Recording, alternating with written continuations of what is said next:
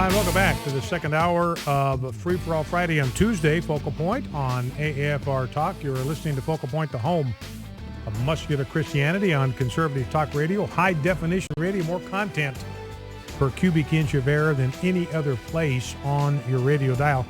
Maybe you heard about this, the United States Postal Service advertising holiday stamps. They advertise a stamp for Kwanzaa, which is a totally made-up holiday, was invented like in 1965 by a guy who was basically a sex fiend. He wound up having some serious legal problems for sexual assault. Just a completely made-up holiday. They've got a stamp for that. They've got a stamp for Hanukkah, but there is no stamp they're advertising for Christmas. Now, they've got one. You can go on their website and root around and you can find it, but when they're advertising holiday stamps, it's Kwanzaa, Hanukkah, or a little gingerbread house, and that is it. 888-589-8840, number to call if you want to join the program. And I want to start this second hour by referring to a story that you're probably familiar with, but it bears repeating because it's a story that proves the utter, absolute, abysmal bankruptcy and failure of socialism. Now, socialism or communism, they're basically interchangeable terms, where everybody owns everything. There's really no such thing as private property. It's all common goods. Everybody holds it in common. We all contribute to the pot. We all take out of the pot. That is from every man according to his ability, to each man according to his need. That's Marxism. That is socialism. Well, a lot of people don't know is that the United States was founded by socialists. The United States was founded by communists. When the Pilgrims came over here, they tried to establish a socialist colony, a communist colony, a Marxist colony before Marx was even a gleam in his father's eye. And this had to do with the fact that they were coming over to plant a colony. There were bylaws that had been created by the people that were investing in the colony. So there was going to be 7 years where they had to be guided by these bylaws that were written by these investors back in England.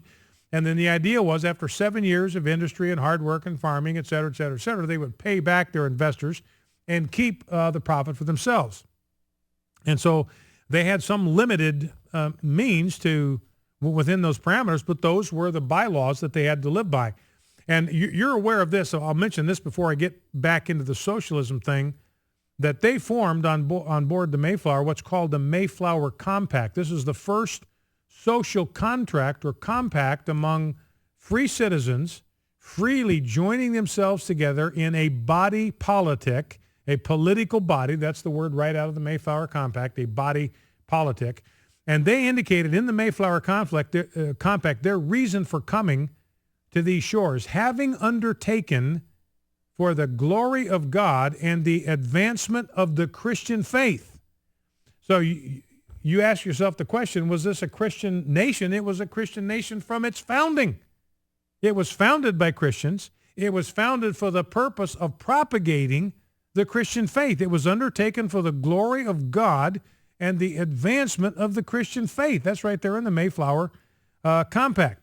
But here's the deal, the bylaws they had to operate with, and that was that for the first 7 years, they were supposed to operate with what was called a communal system in which all the capital and all of the profits remained, quote, in the common stock. The adventurers, this is from the bylaws, the adventurers and planters do agree that every person that goeth, being aged 16 years and up, be accounted a single share.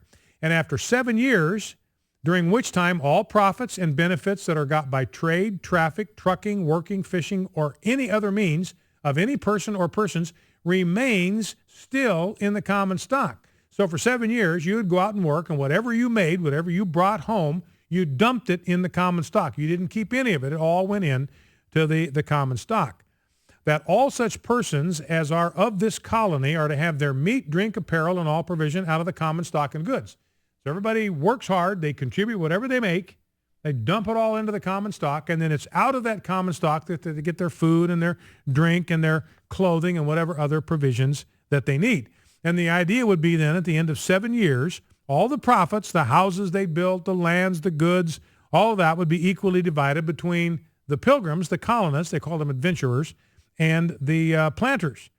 And William Bradford writes, look, we tried it, and it just did not work. It's not a workable system to run a society. Here's what he said.